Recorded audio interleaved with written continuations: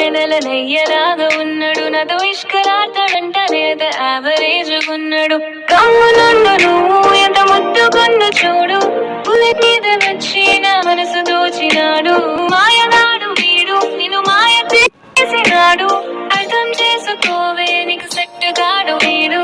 ఏదేమైనా నా మనసు తనకి ఇచ్చా, నా వాడు వీడేనని తన్నే ఫిక్స్ చేశా.